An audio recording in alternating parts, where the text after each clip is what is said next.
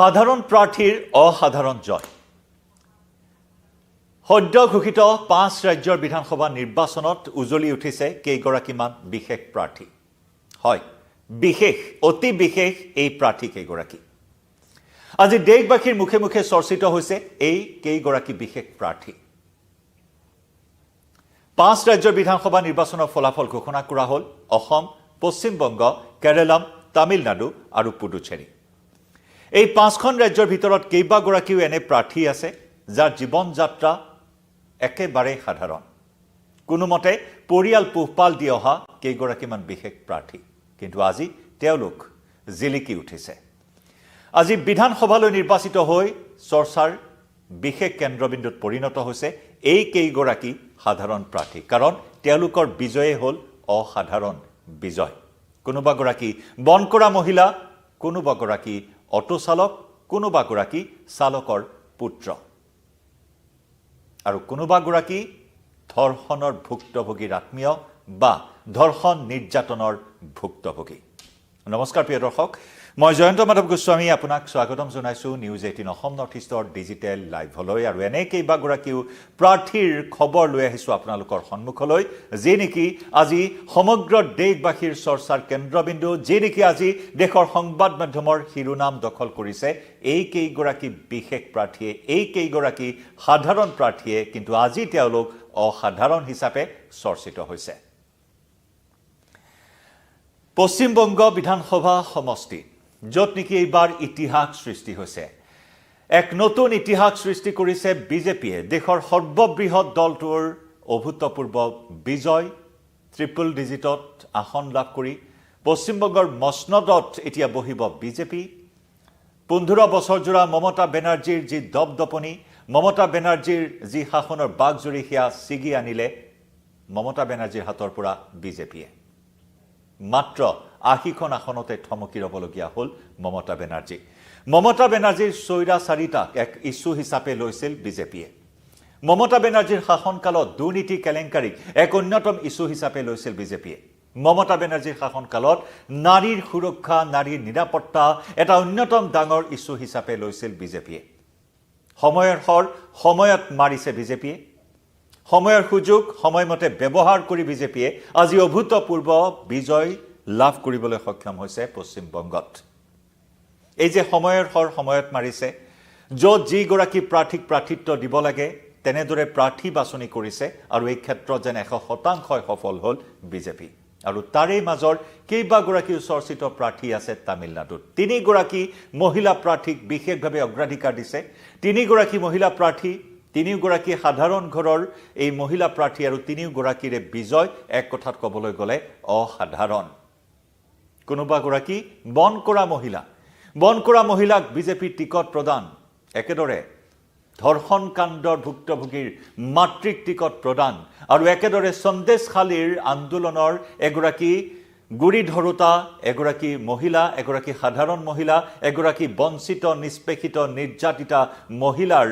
যি সংগ্ৰাম ভৰা কাহিনী সেই মহিলাগৰাকীক বিজেপিয়ে টিকট প্ৰদান কৰি পশ্চিমবংগ বিধানসভালৈ নিৰ্বাচিত কৰি আজি চৰ্চিত হৈছে সমগ্ৰ দেশজুৰি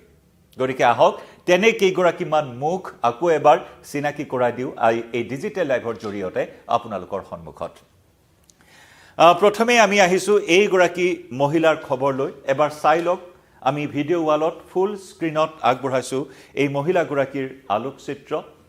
পেছাত এগৰাকী বনকৰা মহিলা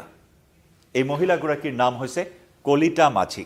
চাই লওক এবাৰ কলিতা মাঝিৰ পেছাই হৈছে বনকৰা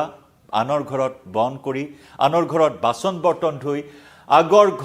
আনৰ ঘৰত চাফ চিকুণ কৰি ঘৰ ঝাৰু দি কাপোৰ ধুই বাচন বৰ্তন ধুই পৰিয়াল পোহপাল দিয়া এইগৰাকী কলিতা মাঝি কিন্তু কলিতা মাঝি আজি চৰ্চাৰ কেন্দ্ৰবিন্দু আজি সংবাদ মাধ্যমৰ শিৰোনাম হৈছে এগৰাকী চৰ্চিত প্ৰাৰ্থী কলিতা মাঝি আমি জনাইছোঁ বনকৰা মহিলা ৰূপে কৰ্মৰত এই মহিলাগৰাকী দেশৰ সৰ্ববৃহৎ দলটোৱে বিজেপিৰ টিকট প্ৰদান কৰিছিল মহিলাৰ সুৰক্ষা মহিলাৰ নিৰাপত্তা মহিলাক কেনেদৰে সন্মান দিব লাগে তাৰে এক প্ৰতিচ্ছবি দাঙি ধৰা হৈছে বনকৰা মহিলা কলিতা মাঝিক টিকট প্ৰদান কৰি বিজেপিয়ে য'ত নেকি পশ্চিমবংগৰ এই মহিলাগৰাকীক আজগাম সমষ্টিৰ পৰা প্ৰাৰ্থিত্ব প্ৰদান কৰিছিল আৰু মন কৰিবলগীয়া যে আজগাম সমষ্টিত তৃণমূল কংগ্ৰেছৰ সিটিং এমএলএক পৰাস্ত কৰি 12,535টা ভোটত তেওঁ ব্যৱধানত জয়ী হ'বলৈ সক্ষম হৈছে আমি পুনৰ জনাইছো 12,535টা ভোটৰ ব্যৱধানত টিএমসিৰ কেণ্ডিডেটক পৰাস্ত কৰি পশ্চিম বংগত বিজয় ধ্বজা উৰুৱালে এইগৰাকী সাধাৰণ ঘৰৰ এগৰাকী বন কৰা মহিলা প্ৰাৰ্থী কলিতা মাঝি নাম হৈছে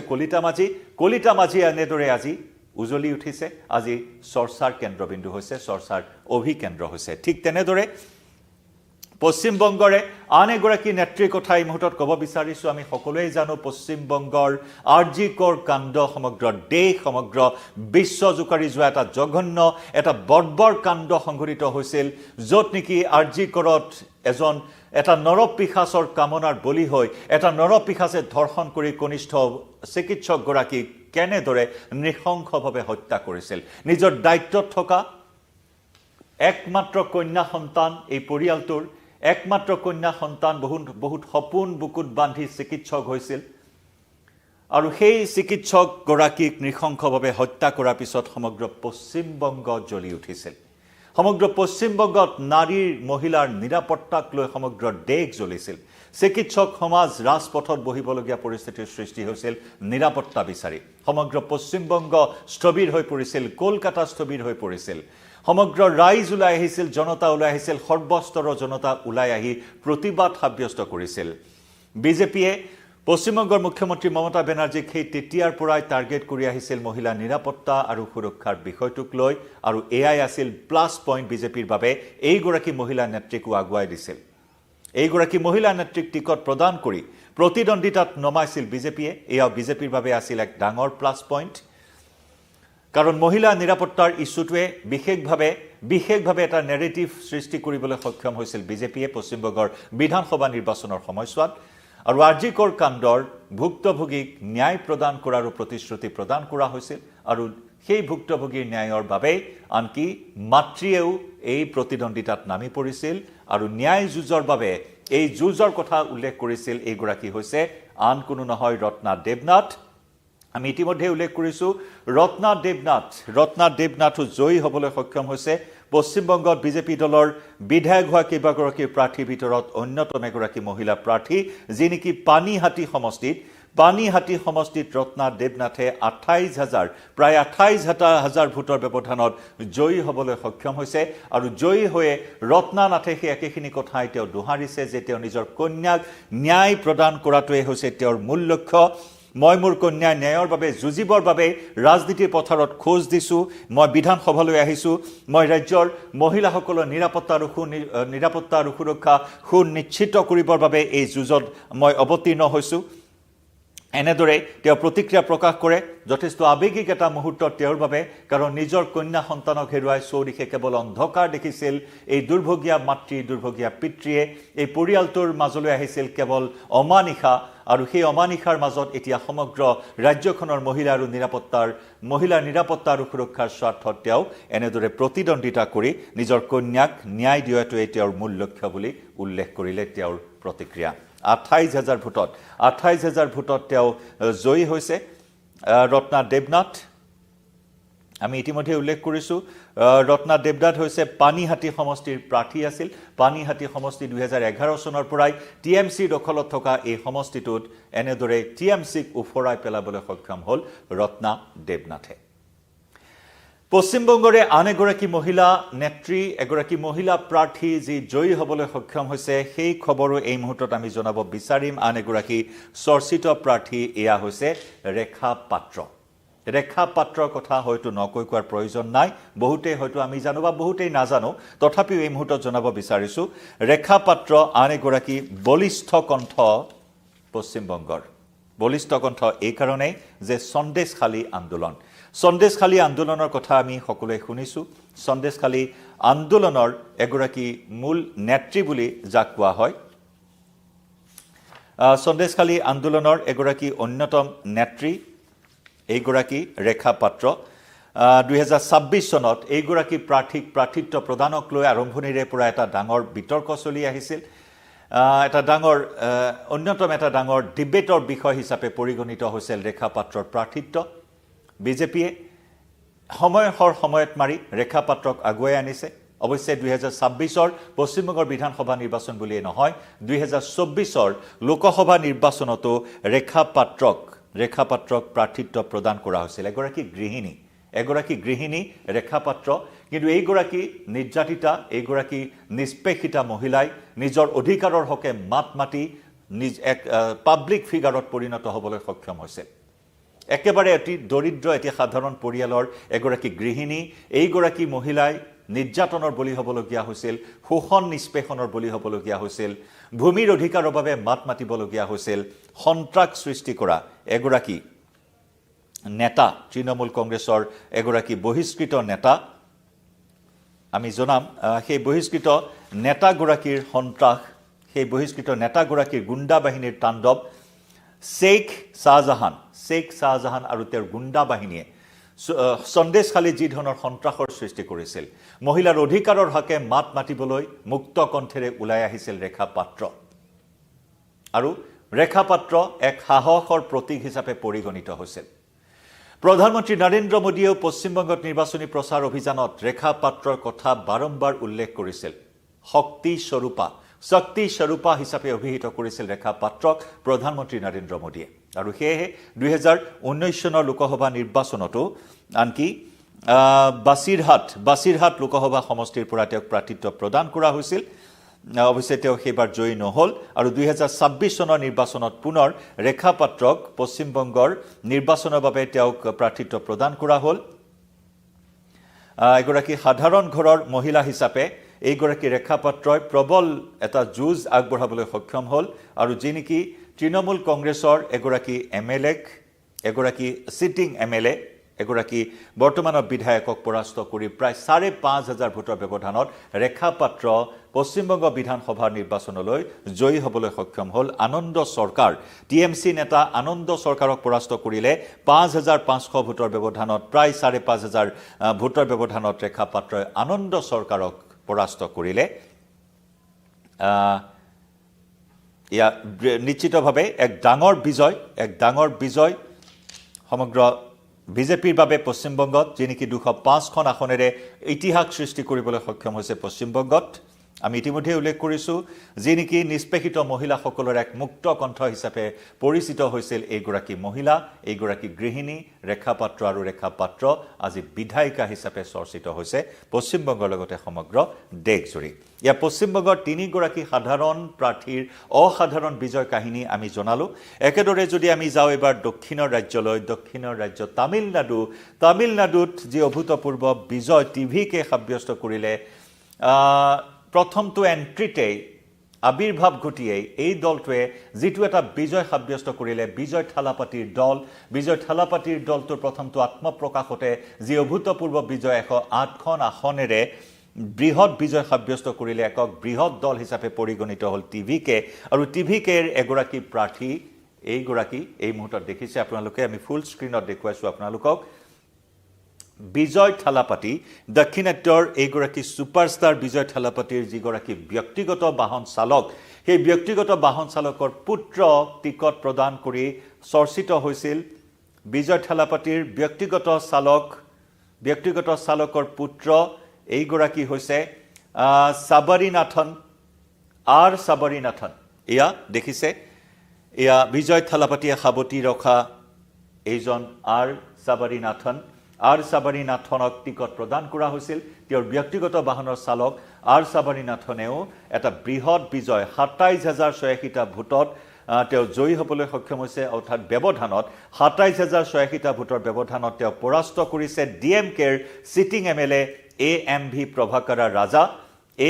প্ৰভাকৰা ৰাজাক পৰাস্ত কৰি 27,086টা ভোটত বৃহৎ এটা বিজয় সাব্যস্ত কৰিবলৈ সক্ষম হৈছে আৰু এক কথাত বিজয় থালাপাতিৰ যিটো মহানুভৱতা সেই মহানুভৱতাৰো প্ৰতিফলন ঘটিছে এই নিৰ্বাচনত ৰাইজক এনেদৰে বিজয় থালাপাতিয়ে আকৃষ্ট কৰিবলৈ সক্ষম হৈছে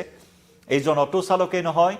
এইজন নিজৰ ব্যক্তিগত বাহনৰ চালকেই নহয় এজন অটো চালককো তেওঁ টিকট প্ৰদান কৰি নিজৰ মহানুভৱতা তেওঁ আগবঢ়াই দিবলৈ সক্ষম হৈছে এই নিৰ্বাচনত আমি জনালো আৰ সাবাৰীনাথন তেওঁৰ ব্যক্তিগত